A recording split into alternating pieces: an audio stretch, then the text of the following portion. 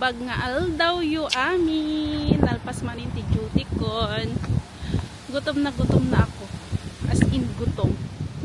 Tara, samahan niyo akong magluto ng ng pinakbet. Pinak pero hindi bet. Ganon. So, tayo gluto. Ti pinakbet. Ti Ilocano. Nga magbuyan akmat lang tayo YouTube na. Tapno ma-perfect tayo ti cravings tayo ti Ilocano. Ngam, dadaan muna ako sa Asian store. Kailangan kong bumili ng biskwit tapno dati pamudpud ko nukas tayo nga mabisbisin ko kailangan pa itagluto. So punta tayo dun sa kay Ate Elsie. Bili tayo ng saramsam sa Asian shop niya. Ay, uy, may mga customer din siya puti in fairness. Ayan, bili lang tayo ng kung anong pwedeng makita natin. Tapos, uwi na para magluto ng tinak, pero hindi bet.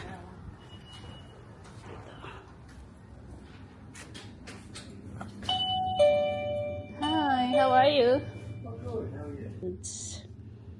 Kalang tayo ng asan yun? Skyflakes. Ito, kailangan ito. So, ito, nakabili na ako. Tcharan! Imbes na biscuit lang yung bibilhin ko. Wala na. Napunta na naman sa kung ano-ano. So, nakabili ako ng mga delata. Mga pangmadalian lang na lulutuin kapag gutom na gutom na. Naman, pag pagod ka, nagiging peachy ka. Ayan, papunta tayo sa bahay. Uwian na at magluluto tayo ng pinakbet. Magkirog muna tayo ng karne. Lagay na natin dito sa kaserola. Ay, awan binugwan ti karne na. Awan tagart-arte. At slice mo lang ti babasit. Kirog tayo lang. At ikirog tayo lang pamantikaan tayo tapos ilaok ko am amin nun. Lagi gulay yun. Tumabisinak lang nun basitan mataginapit ko. At good for 3 days init lang. Tag noodles na tumat lang no mabisbisin ako mapermin kasi chay. So, orayin tayo lang makirog atoy para ilagay na natin yung mga food. Okra. Agati. Tarong. Nagkikit. Natin tinaimbas ng pang pinakbet sa pang prito, pang lintas. Kamatis. Karabasa, parya, sitaw. Ano sitaw na? Ayan. Ay, sitaw na. Bayaan tayo dito. Dumawtawag. Sana naimas ka. Awani na yung vlog ko. Storbo nga tita Basi. Sabi ko maamin natin tarungan. Pang prito ko. Next, mag-slice tayo ng okra. Tapos parya. May parya ako. Hindi na pero hindi. In-ref nila kay Kuji nga to. Nalain. Kasi ito pinakbet niya.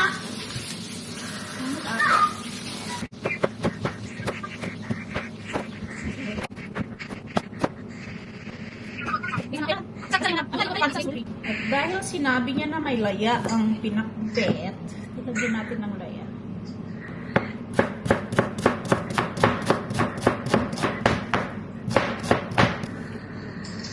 Maraming blagpon. Storbong at tita Daisy. Talak ng gulay ko. Tarong, parya, okra, karabasa. Yun lang. Yun lang. Yun naman ang pinakbet. Ito yung karne ko na naksit. Ganito magluto ng lutong tamad.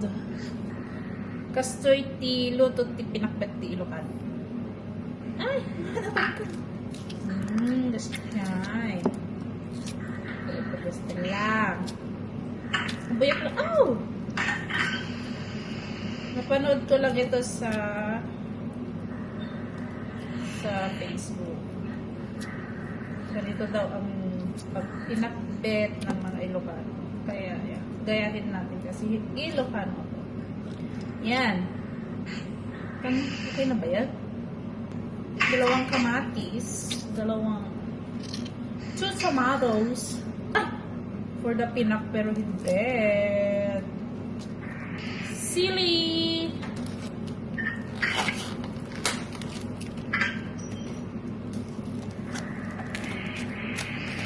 Gusto pa ng maanghang na sili. Ay, maanghang na sili. Gusto ko ng maanghang na pinakbet. Ilagay na natin yung mga gulay. Kasya ba?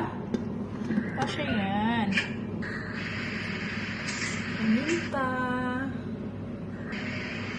Tapos bagong. Tapos kaluban natin.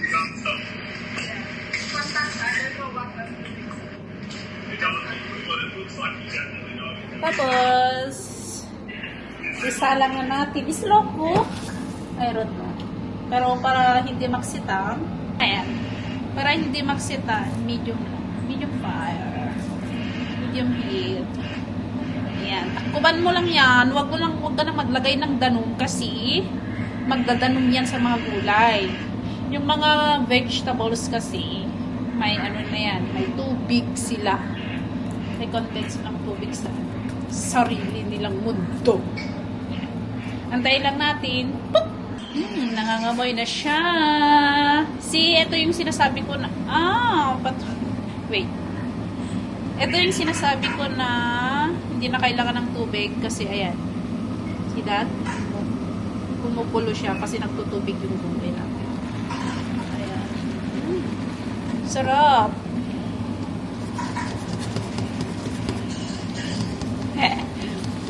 Excited na ako. Magkakamay ako. Ayan, sili, pang almoranas. See, the pinakbet. Yup. Gemas. Ito na yan. Yan. See, nagdanong-danong siya. Ayun, okay na yun. Okay na yung sabaw. Luto na. Oh, kain na. Yan lang. Bye. Kakain ako.